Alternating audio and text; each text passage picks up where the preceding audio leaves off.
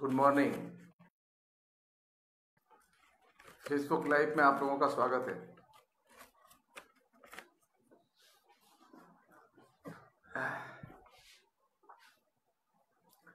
जब मैंने कल ये सजेस्ट किया कि आज प्रेम पर बातचीत करेंगे, प्रेम यानी लव, तो जैसी कि उम्मीद थी कुछ लोगों को लगा कि अब तो मैं भाग रहा हूं मैदान से। नहीं मेरे दोस्त, हम उन लोगों में से नहीं हैं जो मैदान से भागें। प्रेम पर बात करने का मतलब ये नहीं है कि लड़के और लड़की के बीच के इश्क पर बात करना। मामले बड़े गहरे हैं और गहरे रूप में ही उन्हें देखा जाना चाहिए।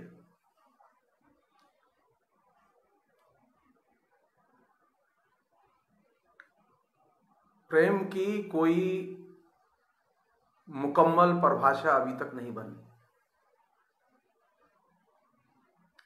प्रेम का जितना विकास हुआ है उसकी उतनी ही परिभाषाएं घड़ी गई हैं और हर व्यक्ति का प्रेम अलग है और उसकी अपनी परिभाषाएं भी अलग हैं। ये सच है कि हम प्रेम के बिना जी नहीं सकते और ये सच है कि प्रेम घृणा से लड़े बिना भी जी नहीं सकता। ये दोनों बाइनरी पोजीशन में चलते हैं, प्रेम और घृणा। ये जो घृणा का जो वातावरण चल रहा है और इस घृणा के वातावरण को काफी अभी इंटेंसिफाई किया गया है।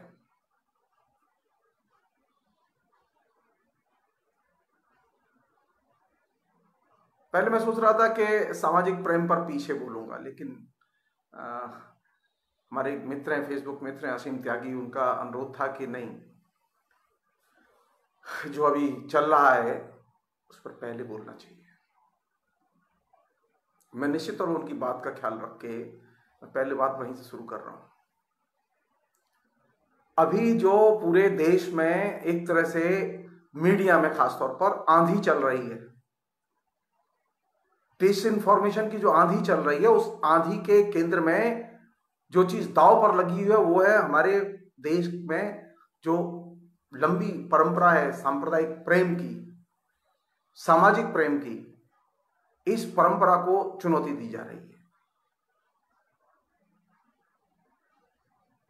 आपको सतह पर लगता होगा कि मीडिया में जो छोटी छोटी खबरें आ रही हैं, डिसइंफॉर्मेशन आ रही है, मुसलमानों के खिलाफ जो खबरें आ रही हैं, ये खबरें खाली यहीं के लोग पैदा कर रहे हैं और कुछ गिरोह हैं नीचे जो स्पॉन्टेनियसली एक्ट करते हैं और जाके हमले बोलते हैं।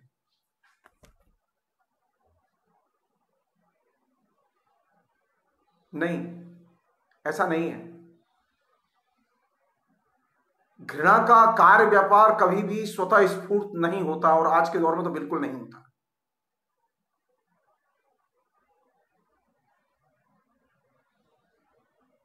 जो लोग सामाजिक विभाजन और सामाजिक विद्वेष, सांप्रदायिक विभाजन और सांप्रदायिक विद्वेष को डिसइंफॉर्मेशन और फेक न्यूज के जरिए प्रसारित कर रहे हैं, वे लोग तो बस एक खिलौना मात्र हैं, मोहरे हैं। ये एक बड़ा मॉडल है, एक ग्रांड मॉडल है जो कि कोल्ड वॉर की पॉलिटिक्स के तहत 9/11 के बाद पूरी दुनिया में अंधड़ की तरह फेंका गया है।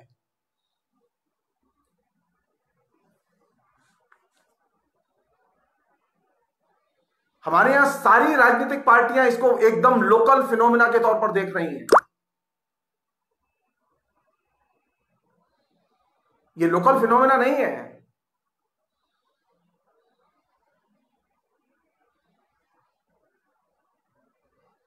ये अंतरराष्ट्रीय जो प्रवाह है इस्लाम और मुसलमान विरोधी, जो 9/11 की घटना के बाद सारी दुनिया में प्रवाहित किया गया, उस प्रवाह का एक हिस्सा है। और यहां जो आपको तमाम किस्म के ये जो छोटे मोटे मोहरे दिखाई देते हैं ना, कोई बालवी है, कोई तिवारी है, कोई चौबे है, कहीं कोई साइबर सेल है, कहीं कुछ और पार्टी है। ये नमूने हैं, ये खाली खिलौने हैं। उस अंतरराष्ट्रीय जो फ्लो, जो मुसलमान विरोधी और इस्लाम विरोधी जो फ्लो सीआईए और पेंटागन के नेतृत्व में सारी दुनिया में संचालित किया गया,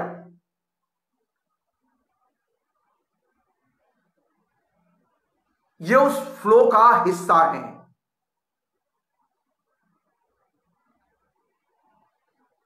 हमारे यहां मुश्किल क्या है कि हमारे यहां लोग लड़ना तो चाहते हैं, लेकिन शत्रु को छोटा करके। शत्रु को कभी भी छोटा नहीं समझना चाहिए और छोटा करके नहीं देखना चाहिए। भारत के एक बड़े समाज शास्त्री थे, समाज विज्ञानी थे, धूर्जटी प्रसाद मुखर्जी। उन्होंने एक बहुत बड़ी बात कही थी, जो कि मैं बार बार शेयर करता हूं, आपसे भी शेयर कर रहा हूं, क्योंकि फेसबुक लाइव पर यह पहली बार सिलसिला शुरू किया है। धूर्जटी प्रसाद मुखर्जी ने एक बात कही थी, अगर आपको किसी भी चीज को देखना हो तो उसको व्यापक फलक पर रखकर देखो। आप फेक न्यूज के अगर छोटे फलक पर रखकर देखेंगे इस्लाम विरोधी और मुसलमान विरोधी कैंपेन को, तो आपको यह चीज समझ में नहीं आएगी। आपको ये छोटी मोटी हिंसा की घटनाएं लगेंगी।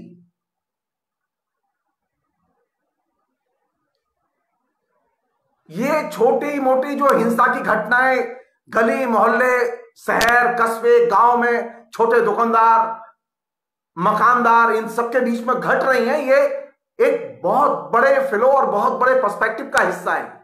और वह पर्सपेक्टिव निर्मित किया है कोल्ड वॉर की जो नई राजनीति है, जो 9/11 के बाद शुरू हुई है सारी दुनिया में, ये उसका हिस्सा है।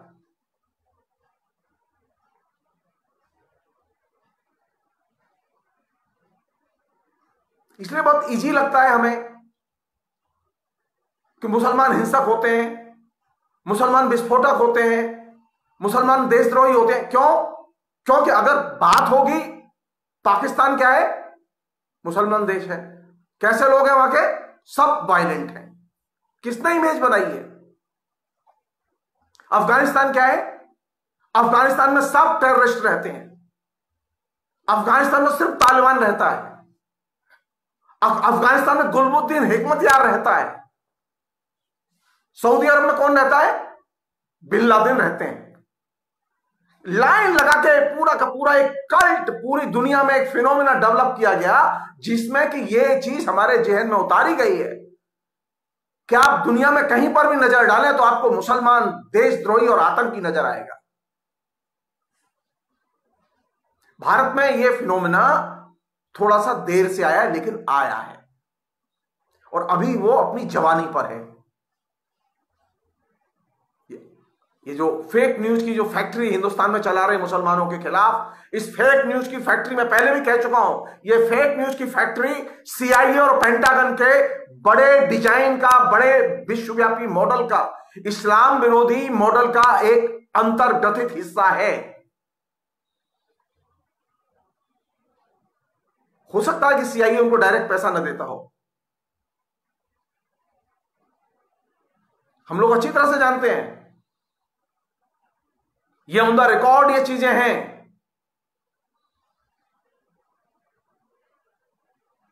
कि सांप्रदायिक संगठनों को और खासतौर पर हिंदू सांप्रदायिक संगठनों को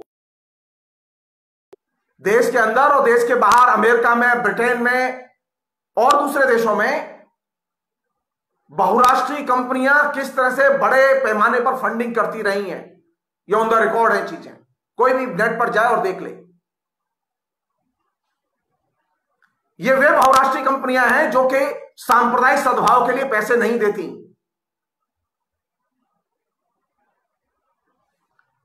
इसलिए जो अभी फेक न्यूज का जो बवंडर चल रहा है, और खासतौर पर कोरोना के आने के बाद में इसने एक नई दिशा ग्रहण की है।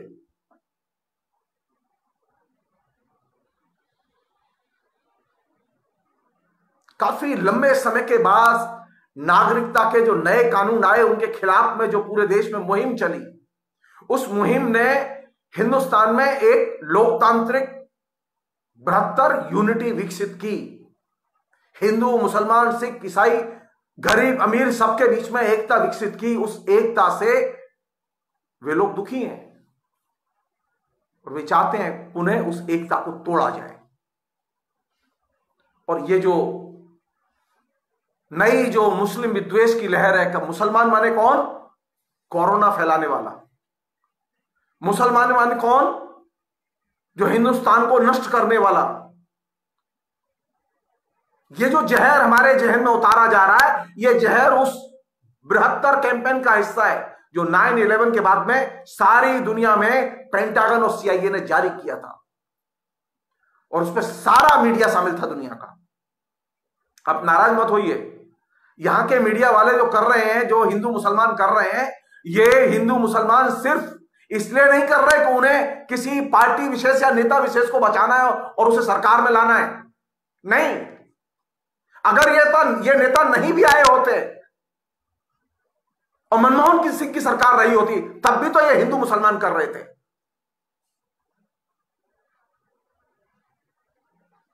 और फर्ज कीजिए कि 2014 में, 2019 में मनमोहन सिंह ही जीत गए होते, हिंदू मुसलमान होता कि नहीं होता? होता। जैसा कि मार्क्स कहते थे, याद रखिए इस बात को, सामाजिक विकास की गति के नियम मनुष्य की चेतना से परे सक्रिय रहते हैं। ये सरकारें, अगर ये मोदी सरकार के अगर हाथ में होता कि वो इसे नियंत्रित कर सकते थे तो कर लेते। नहीं कर सकते, नहीं कर सकते, क्योंकि जब एक बार इस्लाम और मुसलमान विरोधी विचार प्रक्षेपित कर दिए गए,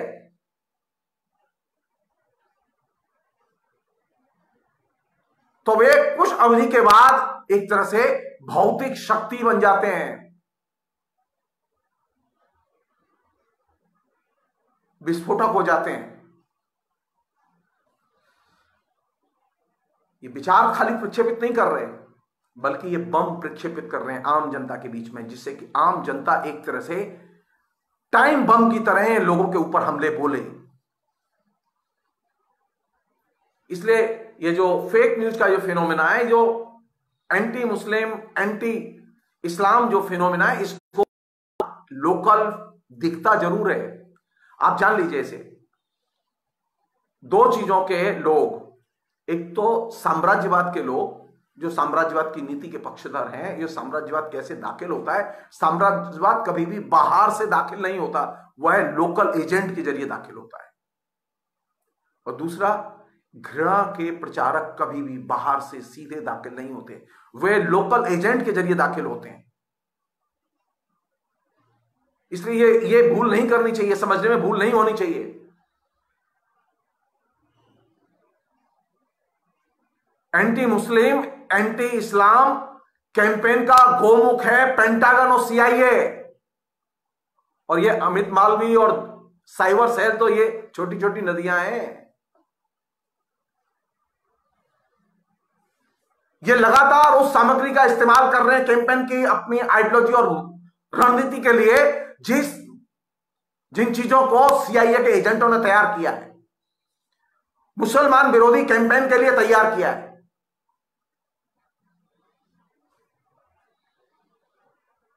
आपने कभी आज से पहले, इस कैंपेन के आने के पहले, इस तरह का हेट भरा कैंपेन कभी मीडिया में देखा? नहीं। यह एक सुनियोजित योजना का हिस्सा है, और इस सुनियोजित योजना को समझने की जरूरत है। इसलिए इससे कैसे लड़ेंगे आप? एक तरीका वह है कि हम राजनीतिक लेखन करें, इसको फेसबुक, सोशल मीडिया, अखबार, मीडिया, जहां पर भी हमसे संभव है हम इसको उजागर करें, लोगों को बताएं, समझाएं, लोगों का दिल जीतें। इस कैंपेन का जानते लक्ष्य क्या है? मैं आज एक अपने मुस्लिम दोस्त का मैं पोस्ट पढ़ रहा था, मैं नाम नहीं लेना चाहता, मुझे बहुत तकलीफ हुई। अरे वो तो चाहते हैं कि जो पिछड़े हुए मुसलमान और गरीब मुसलमान हैं, वो इस हमले से उत्तेजित होकर मैदान में निकले और वायलेंस करें।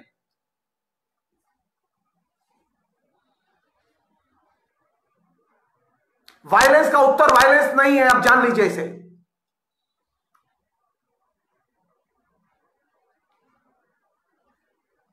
आप कोई भी रणनीति बनाइए, लेकिन वायलेंस की रणनीति मत बनाइए। वो चाहते हैं कि मुसलमानों में जो पिछड़े हुए लोग हैं, और ऐसे लोग हैं, ऐसे गिरोह हैं वहां पर भी जो फंडामेंटलिस्ट हैं, वो चाहते हैं कि वो लोग निकले और वो जवाबी कार्रवाई करें।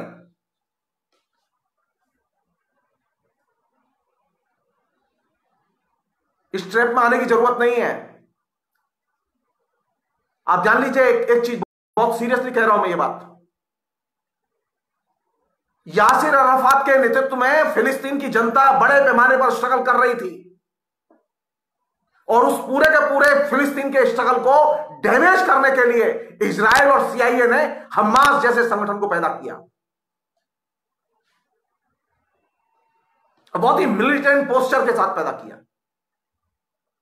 और आज स्थिति यह है कि अल फतह जो संगठन था, जिसने कि लंबे समय तक 5 दशक से ज्यादा जिसने लड़ाइयां लड़ी,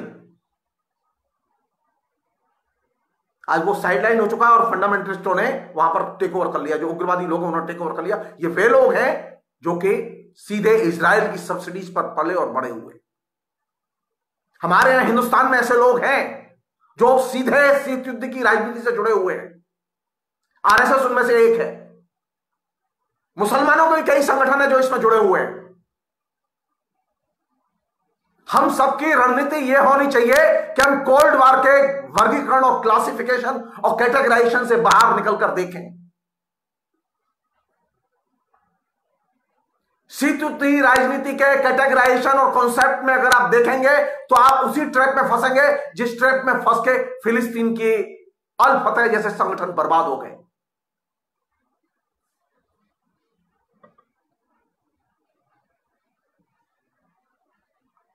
हिंदुस्तान को सीआईए की कैटेगरी में रख के मत सोचो। सीआईए जो कैटेगरी देता है सोचने की, उससे मत सोचो।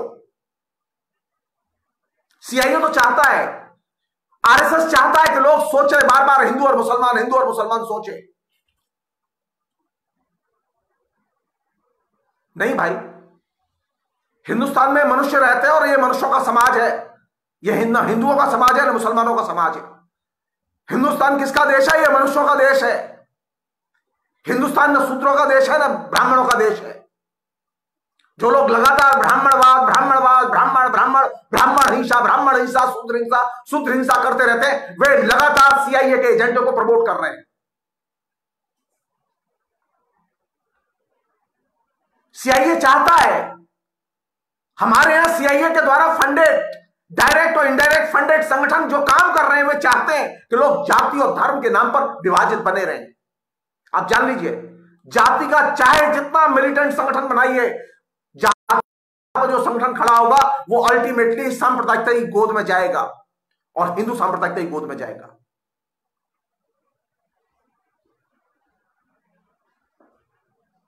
क्योंकि जाति जो है वो धर्म का हिस्सा है, जाति जो है लोकतंत्र का हिस्सा नहीं है।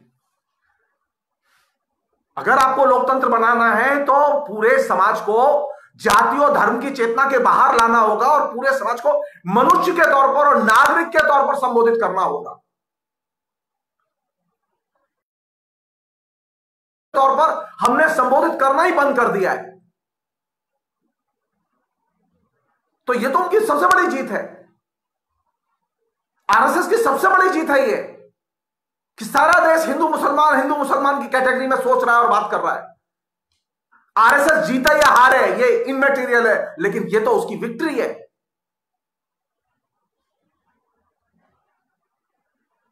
सांप्रदायिक संगठनों के द्वारा बनाई गई ग्लोबल जो एंटी ह्यूमन ऑर्गेनाइजेशन है, उनके द्वारा बनाई गई जो पदबंध और कैटेगरीज है, अवधारणाएं, उनमें हम लोग सोचना बंद करें। अगर हम चाहते हैं कि सचमुच में भारत को बचाना चाहते हैं, हिंदुस्तान की जनता को बचाना चाहते हैं,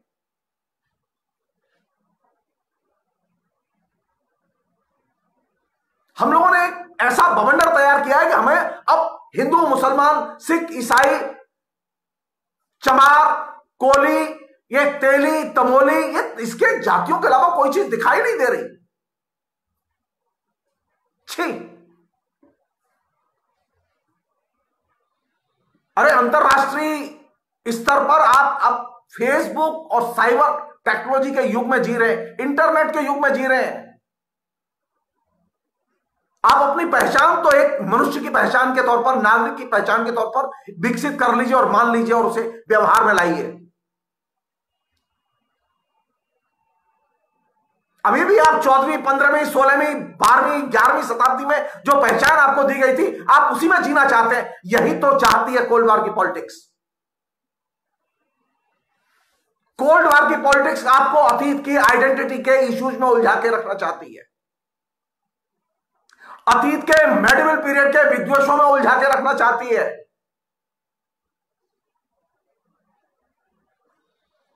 मैं ज्ञान नहीं बांटने आया हूं आपके बीच में, मैं किताबों के नाम नहीं बताऊंगा, मैं लेखकों के नाम नहीं बताऊंगा, क्योंकि मुझसे ज्यादा समर्थ लोग हैं यहां।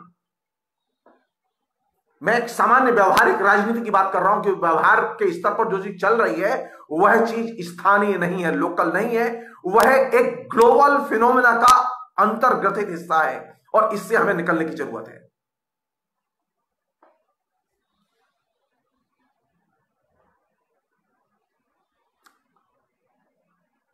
कोशिश कीजिए कि नागरिक की पहचान, नागरिक के अर्थ, कोशिश कीजिए उसे अर्जित करो। कोशिश कीजिए कि मनुष्य की धारणा और मनुष्य की चेतना को अर्जित करो।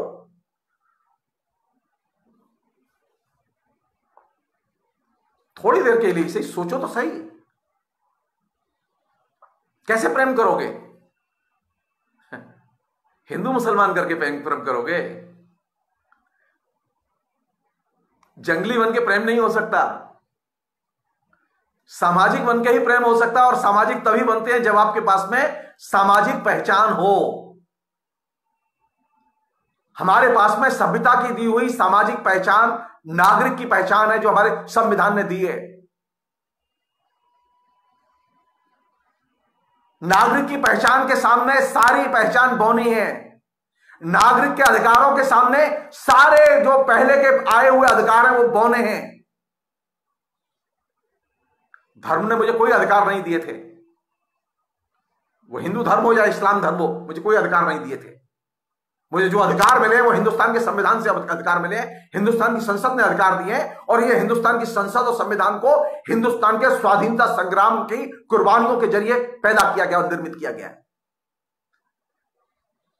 ये खाली पटेल और नेहरू और गांधी की और सुभाष चंद्र बोस की देन नहीं है, ये जान ले आप।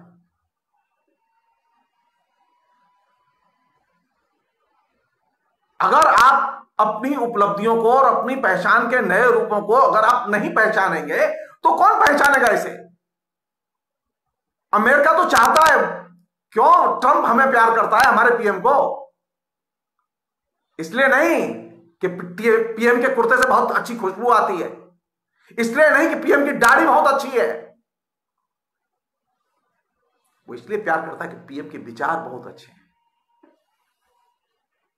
क्योंकि पीएम के विचार मिलते हैं उनसे। मैं फिर रिपीट कर रहा हूं कि आप ये गलती न करें। वो चाहते हैं कि आप इसमें उलझें। मैं चाहता हूं कि आप इससे निकलें और दूर की सोचें। आपके ऊपर जितने भी हमले हो, मुसलमानों के ऊपर जितने भी हमले हो, कोई रिटेलिएशन नहीं होना चाहिए। मर जाओ, पिट के मर जाओ, लेकिन जवाब मत देना। हम देखना चाहते हैं उनके हाथों में कितना दम है।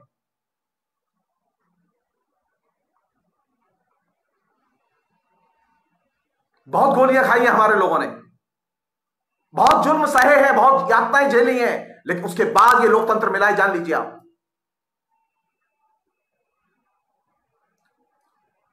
पहले लोकतंत्र पर, हिंदुस्तान की संप्रभुता पर हमला किया था बाहर के लोगों ने, ब्रिटिश इंपीरियलिज्म ने। लेकिन अभी मुसीबत यह है कि अपने ही लोग हमले कर रहे हैं, जो इस देश के ही रहने वाले वही हमले कर रहे हैं। वे नहीं जानते कि वे इस देश पर हमले करके किसका नुकसान कर रहे हैं। हां, लेकिन वे ये जानते हैं कि ये हमले करके किसका फायदा कर रहे हैं। वे जानते हैं कौन सी चीज होगी महत्वपूर्ण। गांधी सबसे ज्यादा रिलेवेंट है, अहिंसा सबसे ज्यादा रिलेवेंट है अभी। नो वायलेंस, सिर्फ सत्य और सत्य, सिर्फ सत्य बोलते रहो। ये धराशायी हो जाएंगे। ये जितनी हिंसा करें सारी हिंसा पराजित होगी, आप तय मान लीजिए।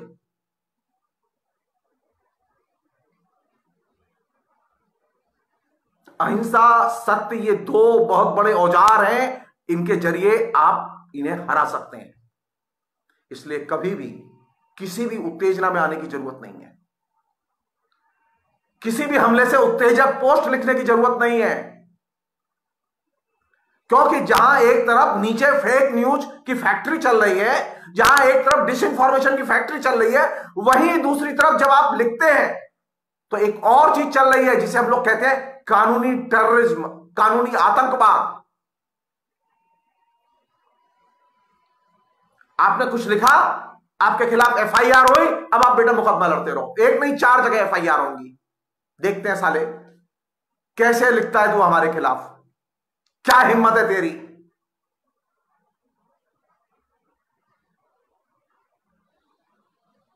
एक तरफ जमीनी स्तर पर आतंकी हमले हो रहे हैं ये फेक न्यूज के बहाने, और वहीं दूसरी तरफ कानूनी आतंकवाद का सहारा लिया जा रहा है लोगों की जवान बंद करने के लिए।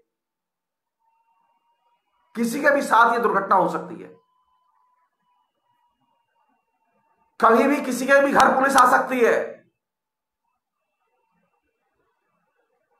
फिर भी सच बोलना बंद नहीं होना चाहिए। कुछ भी हो, कोई भी कॉस्ट देनी पड़े, गांधी से ज्यादा कीमत आप नहीं देंगे, सच बोलने की भगत सिंह से ज्यादा कीमत आप नहीं देंगे।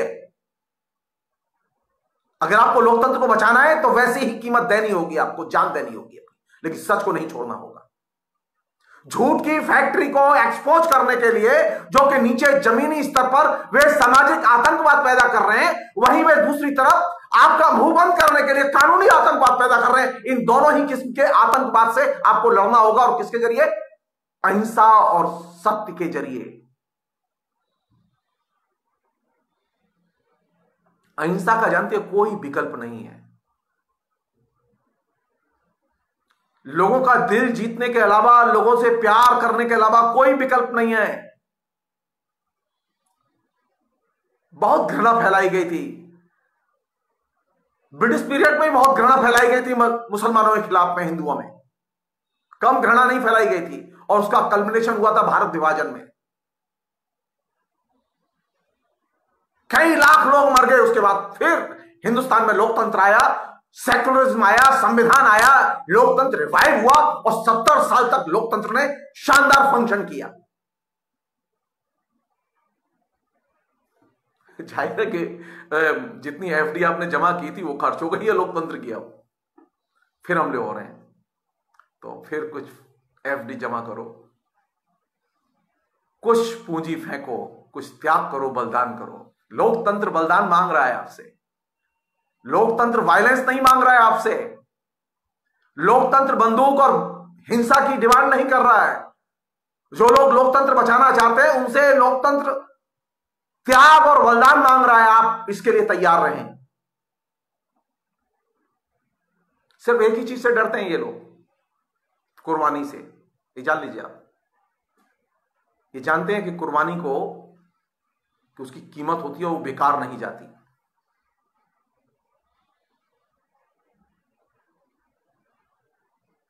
कुर्बानी की कीमत जो शासक वर्ग है वो समझता है कि जनता अगर किसी सत्य के प्रश्न पर कुर्बानी दे रही है तो अल्टीमेटली सत्य जीतेगा। हम सत्य के लिए कुर्बानी देने के लिए तैयार रहें। सत्य के लिए हिंसा करने की जरूरत नहीं है। कभी कभी तो गांधी को उससे भी सीख लो।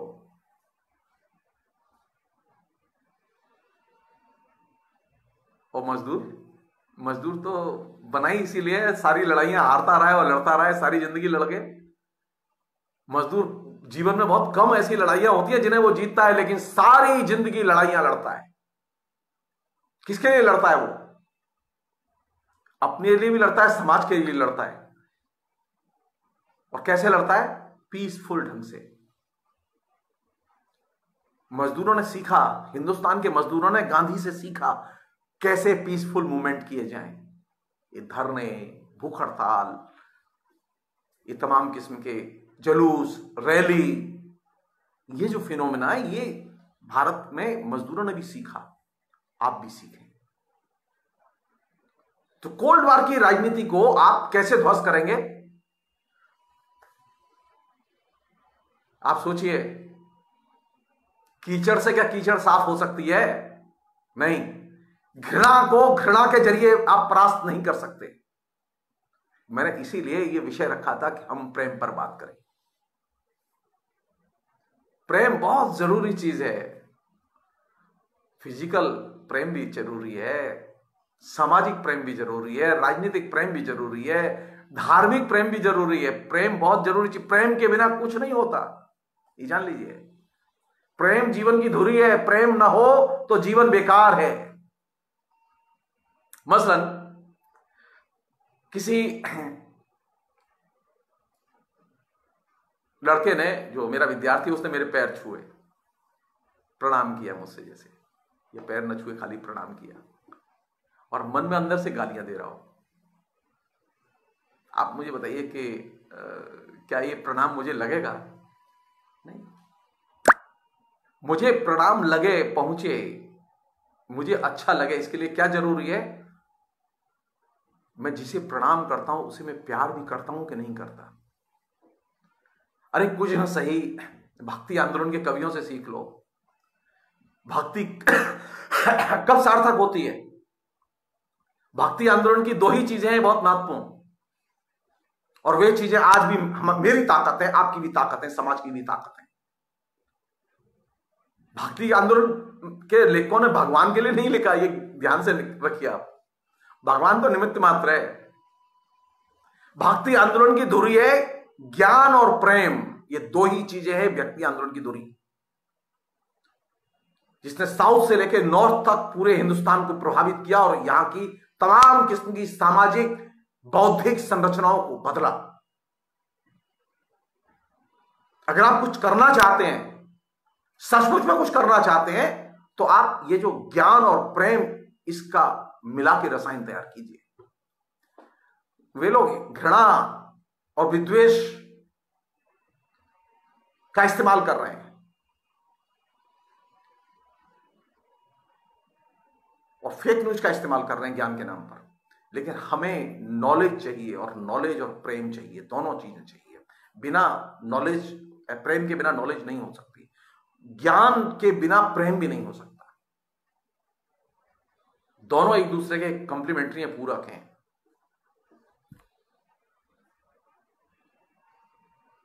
थोड़ी देर के लिए सोचिए, मैं अपनी बता सकता हूं, मैं आपकी नहीं जानता। जानते हैं, मुझे कभी कभी बहुत अजीब सी परेशानी होती है। जब मैं किसी विदुषी स्त्री को देखता हूं तो मुझे बड़ी कोई सुंदर हो देखने में तो और भी ज्यादा अपील करती है, अच्छी लगती है। अगर परिचय हो तो उसकी प्रशंसा करना भी अच्छा लगता है। और जब मैं कभी वो सामान्य सी औरत जो कि एकदम सजी नहीं है, संवरी नहीं है, उसे भी देखता हूं, साधारण सी औरत, तो वो भी बड़ा अपील करती है, मन को स्पर्श करती है, और मन करता है उससे भी 5 मिनट बात करूं प्यार से।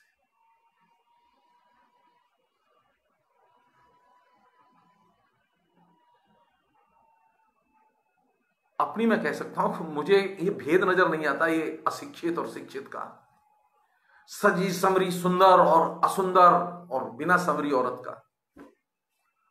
क्योंकि मुझे सारी औरतें अच्छी लगती हैं। मेरे दिमाग में यह चीज कभी नहीं आती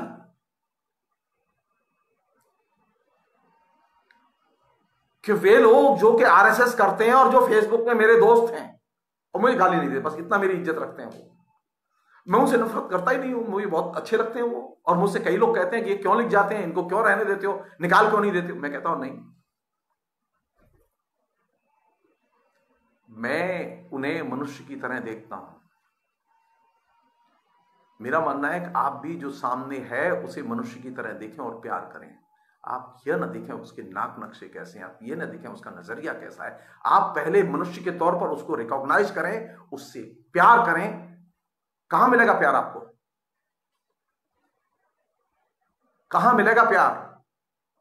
हिंदू मुसलमान में मिलेगा, स्त्री के शरीर में मिलेगा, भगवान की पूजा में मिलेगा। कहां होता है प्यार? प्रेम जिसे हम कहते हैं वो प्रेम होता कहां है?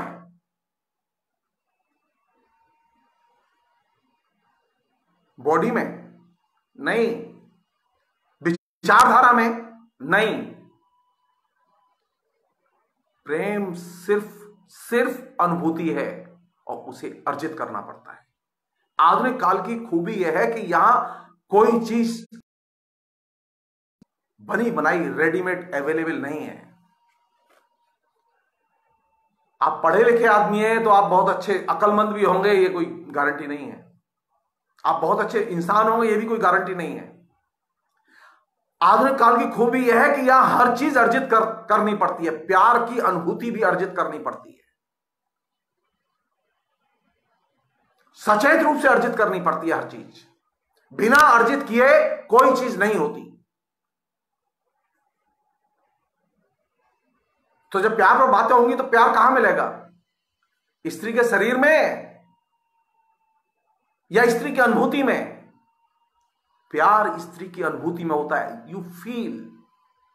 मैं लौट के आपको ले चल रहा हूं एक बहुत अच्छी जगह, जहां के आप थोड़ी देर के लिए आप सोचें।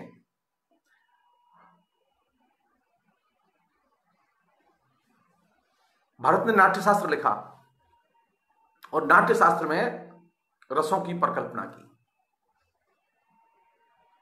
पहले 8 थे, फिर 9 हो गए।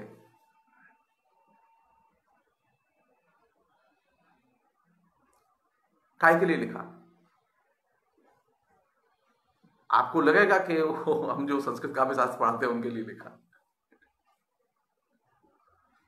आपको यह भी लगेगा कि ये जो तमाम किस्म की जो किताबें लिखी गई, कालिदास, भवभूति, माघ, इन तमाम लोगों ने जो रचनाएं लिखी, जो एपिक लिखे, वो किसके लिए लिखे? आपको लगेगा साहित्य के लिए लिखे।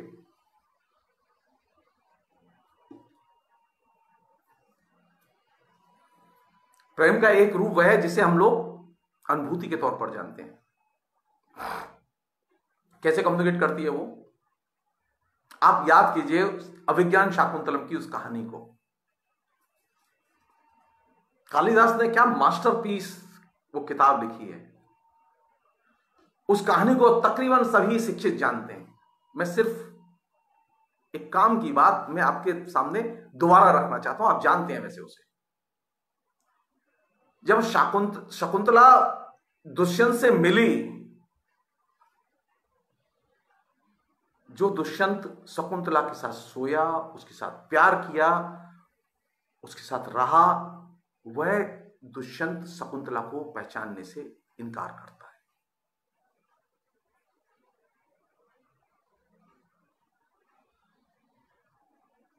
शकुंतला कहती है कि मेरे पास तुम्हारी दी हुई अंगूठी है, मैं अभी दिखाती हूं।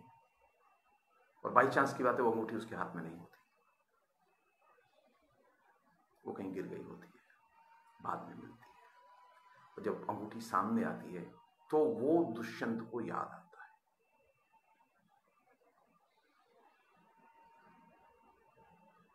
इतनी बड़ी कहानी,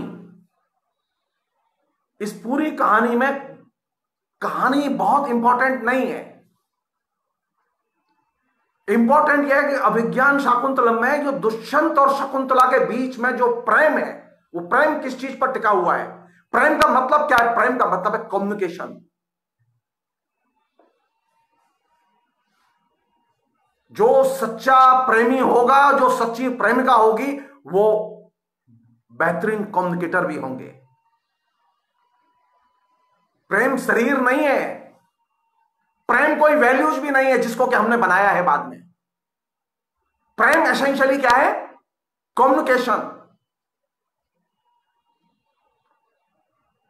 हमने कभी सोचा ही नहीं कि प्रेम कोई कम्युनिकेशन भी हो सकता है, लेकिन प्रेम कम्युनिकेशन है। आप सोचिए इस बात पर कि 1800 वर्ष तक लगातार सिर्फ श्रृंगार साहित्य पर अधिकतर रचनाएं लिखी गई हिंदुस्तान में, और वे सारी की सारी रचनाएं प्रेम आख्यानों पर ही आधारित थीं। वो यांत्रिक थे, रियल था चित्रण, इसे इनमैटेरियल सेकेंडरी है। लेकिन जो प्रेमाख्यान लिखे गए, उन प्रेमाख्यानों के लिखने के पीछे जो इंपॉर्टेंट चीज थी, जो कम्युनिकेट हुई, वह है कम्युनिकेशन। प्रेम क्या है? कम्युनिकेशन।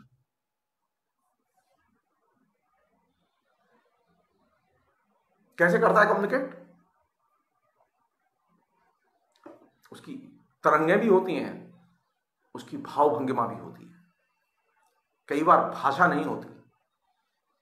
प्रेम सिर्फ अनुभूति से शुरू होता है और अधिक से अधिक ऊंचाई पर जाता है तो कभी कभी भाव भंगिमाएं भी दिखाई दे जाती हैं।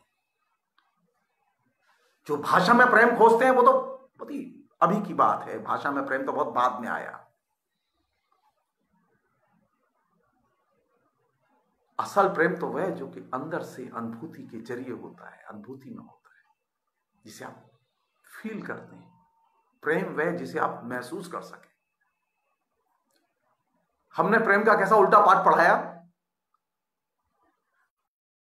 पाठ यह पढ़ाया कि हमने बताया कि प्रेम का मतलब है अच्छा सजना, अच्छा संवरना, टिप टॉप।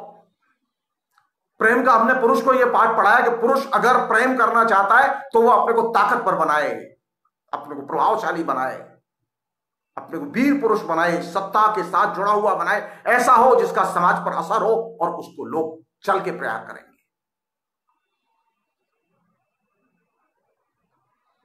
नहीं, रूपा सिंह जी, स्त्री के पास सबसे ताकतवर कम्युनिकेशन है।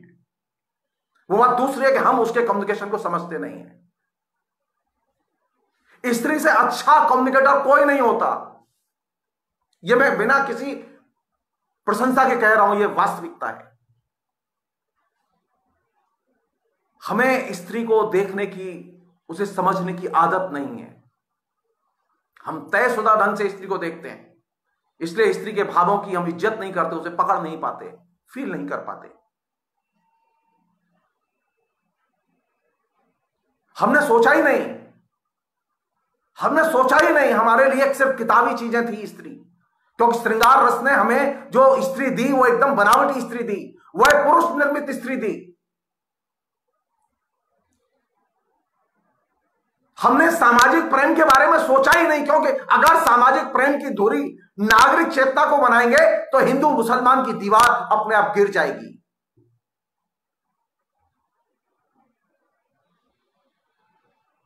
अगर सामाजिक प्रेम का आधार अनुभूति को बनाएंगे तो फेक अनुभूतियां गायब हो जाएंगी।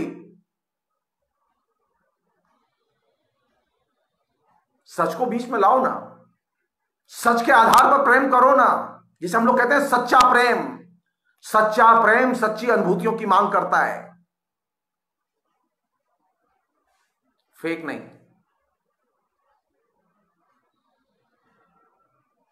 साहित्य में तो बहुत बड़े स्केल पर फेक है। मुक्तिबोध ने एक बार लिखा था ये नई कविता के संदर्भ में कि इस दौर में, यानी वो जो 50s के बाद का जो दौर था, 50s से लेके 64 तक, मुक्तिबोध तक ये दौर था, इस दौर में उन्होंने कहा कि साहित्य में अनुभूतियों के नाम पर अनुभूतियों का फ्रॉड बहुत हो रहा है। हमारे अनुभूतियों का फ्रॉड बहुत होता है साहित्य में, जिसको हम दावे के साथ पेश करते हैं कि बड़ा यथार्थवादी रचनाकार है। साहित्य में कभी बाद में बात करूंगा आराम से। मैं सिर्फ जो चीज शेयर करना चाहता हूं आपसे वो ये कि प्रेम बिना अनुभूति के नहीं होता, और प्रेम की परख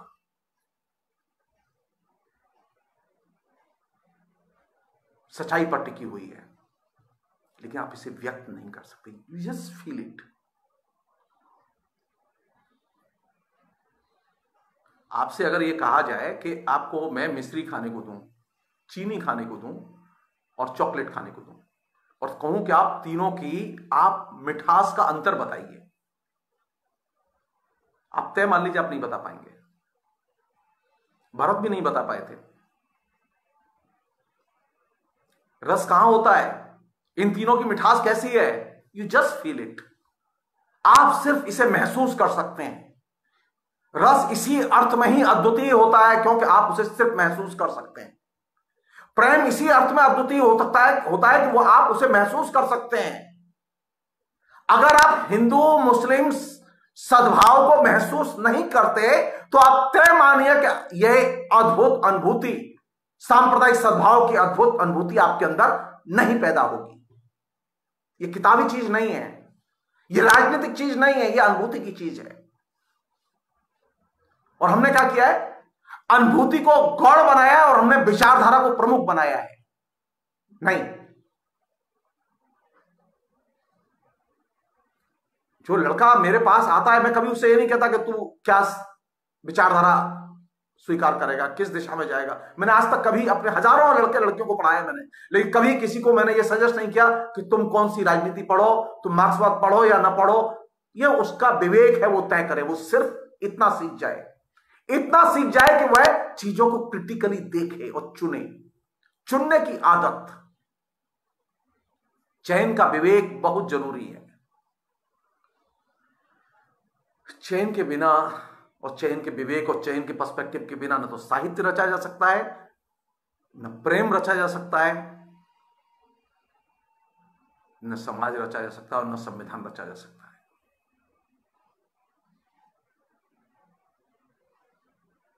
तो प्रेम तो हो, प्रेम की अनुभूति हो, और फिर उसके बाद आपके पास में प्रेम का परिप्रेक्ष्य हो। हमने क्या किया कि हमने परिप्रेक्ष्य की बातें तो की, लेकिन अनुभूति की बातें नहीं की। अनुभूति को हमने गौड़ माना। साहित्य में तो एकदम गौड़ मानते, औरतें जरूर अनुभूति पर जोर देती हैं, दलित जरूर अनुभूति पर जोर देते हैं, लेकिन बाकी लोगों के यहां तो अनुभूति प्रमुख है ही नहीं। अनुभूति के बिना प्रेम संभव नहीं है, क्योंकि शरीर नोचना थोड़ा ही है। नहीं। तो अच्छा प्रेमी कौन? जो सिर्फ फील कर सके। अच्छी प्रेमिका कौन? जो अच्छी अनुभूति में रह सके और जी सके। और इसके लिए क्या चाहिए? एरिक फ्रॉम ने कहा था कि बहुत शानदार बात कही थी, ये जो आप ये लक्ष्य बना के जो प्यार करते हैं ना, वो बड़ा नुकसान पाते हैं। प्यार को लक्ष्य बना के अर्जित नहीं किया जा सकता। और जब भी लक्ष्य सामने रहेगा, इंटेंशन सामने रहेगी, और फिर आप प्यार करेंगे, तो आप तय मानिए वो प्यार टूटेगा। वो चाहे हिंदू मुस्लिम सद्भाव के लिए किया गया प्रेम हो, और चाहे वो देश के लिए किया गया प्रेम हो, जब आपकी इंटेंशन होंगी, जब आपके लक्ष्य होंगे, तो प्यार टूटेगा। प्यार मूल्यवान बने, प्यार समाज में रहे, इसके लिए जरूरी है कि उसे मंशा और लक्ष्य से परे ले जाया जाए। प्योर शुद्ध मानवीय अनुभूतियों के धरातल पर, जहां सिर्फ मनुष्य होते हैं। हां, वहां ना पति होते हैं, न पिता होते हैं, न मां होती हैं, न प्रेमी होते हैं, न प्रेमिका होती हैं, न देशभक्त होते हैं, न राष्ट्रद्रोही भक्त होते हैं। आप सिर्फ मनुष्य होते हैं। मनुष्यों के लिए प्रेम है, ये इस कैटेगरी के लिए प्रेम नहीं है। हम जिस प्रेम के आदी हैं, वो तो इन कैटेगरियों ने बनाया हुआ प्रेम है। ये प्रेमी प्रेमिका का प्रेम तो ये पुंजवाद ने बनाया हुआ प्रेम है, ये जिसको हम जीते हैं और जिसके लिए जान देते हैं और फिर रोते हैं। मानवीय प्रेम जिसे कहते हैं, उस प्रेम के संदर्भ में आप human relation, social relation, religion के साथ अपने संबंध, राजनीति के साथ अपने संबंध, इन सारे संबंधों को नए सिरे से परिभाषित कीजिए और मनुष्य को उसके केंद्र में रखिए और फील कीजिए। जानते मेरी मुसीबत क्या है?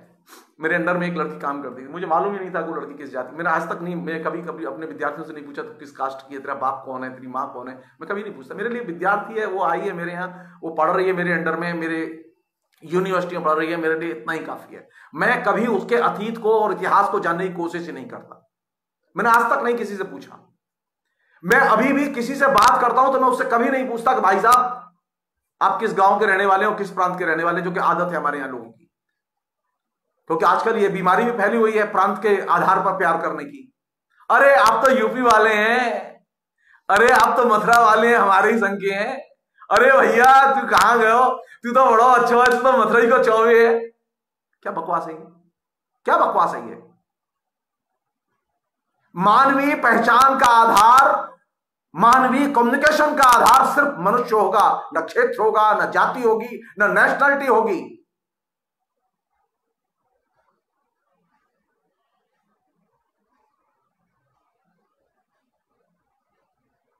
आपने स्थिति ये बदतर की है प्रेम की कि अब प्रेम भी पूछा जा रहा है कि जाति से, जाति के आधार पर किया जाएगा।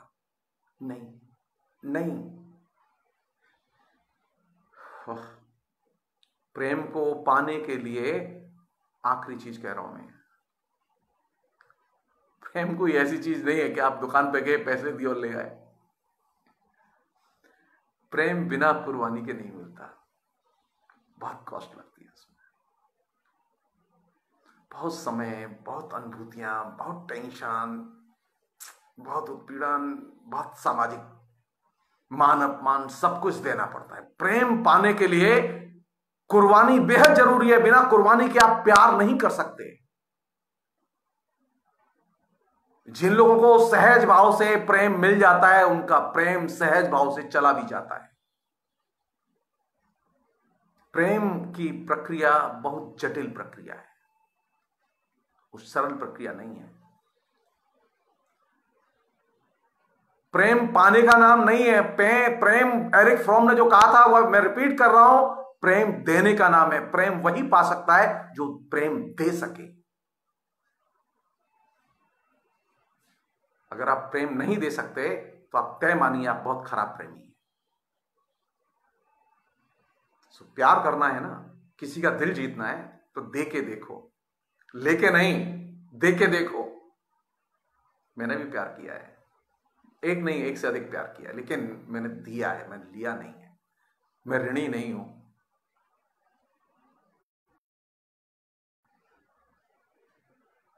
प्रेम देने का नाम है, प्रेम कैरियर नहीं है। क्या प्रोफेसर है, मास्टर है, आप अपने अंदर में किसी लड़की को प्यार करें, आप उसका कैरियर बनाएं। प्रेम कैरियर का नाम नहीं है।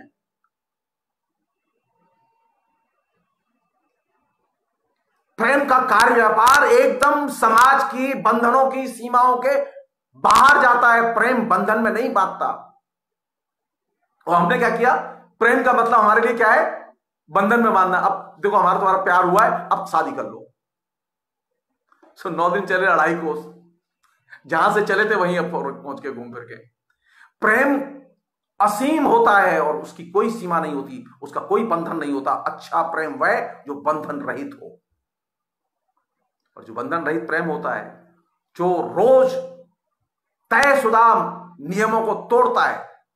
इसका मतलब नहीं है जो प्रेमी होते हैं, जो समाज को प्यार करते हैं, जो व्यक्ति को प्यार करते हैं, वो अराजक होते हैं, नहीं। प्रेम की फितरत यह है कि वह बंधन में नहीं बंधता, वह रोज बंधन तोड़ता है। प्रेम को अगर पाना है तो बंधने की कला नहीं, बंधनों से मुक्त होने की कला विकसित करो। प्रेम एक आर्ट है। एरिक फ्रॉम की बात सही है, प्रेम क्या है, आर्ट है। और आर्ट के लिए क्या करना पड़ता है, एक अच्छा नाटककार बनना है, एक अच्छा अभिनेता बनना है, एक अच्छा पेंटर बनना है। कैसे बनेंगे आप, एक अच्छे कलाकार कैसे बनेंगे, एक अच्छे शिक्षक कैसे बनेंगे? प्रेम के लिए भी अभ्यास की जरूरत है।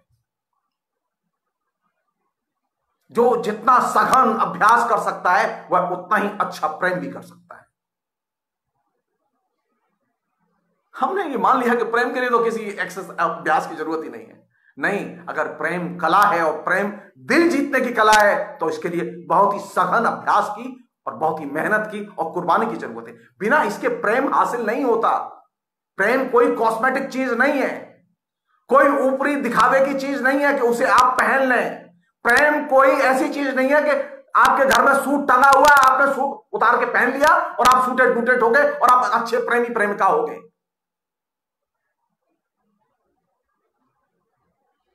प्रेम एक आर्ट है और प्रेम के लिए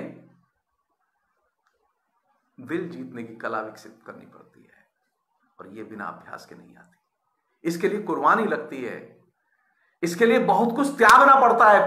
त्याग के प्रेम नहीं मिलता, बिना कुर्बानी के प्रेम नहीं मिलता। इसलिए अगर प्रेम को पाना है तो अभ्यास तो करना होगा। बिना अभ्यास के प्रेमी नहीं हो सकते आप। न देश प्रेमी हो सकते हैं, न समाज प्रेमी हो सकते हैं, न हिंदू मुस्लिम प्रेमी हो सकते हैं, कुछ नहीं हो सकते आप। तो प्रेम कोई किताब में लिखा हुआ फार्मूला नहीं है। प्लीज, प्रेम कहां मिलेगा? प्रेम मनुष्यों में मिलेगा। पशु पक्षियों, देश, जंगल, प्रकृति, ईश्वर सब जगह है। यही तो ब्यूटी है। आप प्रेम के बिना इनमें से किसी भी चीज को हासिल नहीं कर सकते। भगवान को हासिल करना है तो भगवान से भी प्यार करना पड़ेगा आपको। इसलिए भक्ति आंदोलन के कवियों ने भक्ति के साथ में प्रेम को जोड़कर देखा। प्रेम के बिना आप कोई चीज निर्धारित नहीं कर सकते। और हमने क्या किया? प्रेम को हाशिए पर डाल दिया। प्रेम एक ऐसा विषय बना दिया, टैबू सब्जेक्ट बना दिया कि प्रेम पर बात मत करो। हर आदमी प्यार करना चाहता है और हर आदमी चाहता है कि उसे प्यार मिले। हर आदमी छटपटाता है कि उसे कोई इश्क करे, कोई लड़की उस पर जान दे। हर आदमी की इच्छा होती है, हर लड़की की इच्छा होती है कोई पुरुष उस पर जान दे। और हम प्रेम पाने के लिए ये बोगस आर्टिफिशियल फिल्मी गाने सुनते रहते हैं, फार्मूला फिल्में देखते रहते हैं और दिल वाले दुल्हनिया ले जाएंगे देख देख के हम तालियां बजाते रहते हैं। मैंने भी ताली बजाई, मैंने भी देखी थी, मुझे भी बहुत अच्छी लगी वो। प्रेम वह भी है जो सिनेमा में है। सिनेमा में प्रेम कैसे आता है? एक खाली हल्का सा उदाहरण देके मैं रोकूंगा मैं और इसे बंद करूंगा मैं।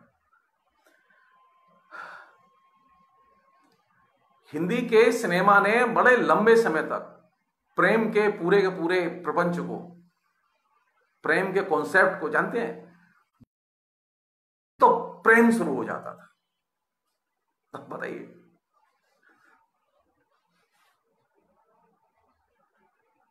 वो श्याम तेरी बंसी पुकारे राधा नाम, वो बंसी है। अब बंसी के जरिए हिंदी में बरसों फिल्में चली हैं और प्यार चला है। और कैसे प्यार चला है, कैसे प्यार की अभिव्यक्ति हुई है? जब आकाश में पक्षी एक साथ उड़ रहे होते हैं और जो हीरो हीरोइन पेड़ के नीचे बैठे होते हैं, अचानक मालूम पड़ा कि वो दृश्य गायब हो गया और पक्षी उड़ रहे हैं, तो आप अपने मन में सोचिए कि अब वो किस कर रहे होंगे। वो किस करते हुए दिखाता नहीं है, आप अब फील कीजिए। अब आप फील, अब ये जो प्रेमी प्रेम का जो पेड़ के नीचे बैठे हुए हैं, ये अब प्यार कर रहे होंगे। You just feel it. Please, प्रेम सिर्फ आपके अंदर होता है, आप बाहर निकालिए उसे, आप उसे खोजने की कोशिश कीजिए, आपको मिलेगा। बहुत बहुत शुक्रिया, थैंक यू।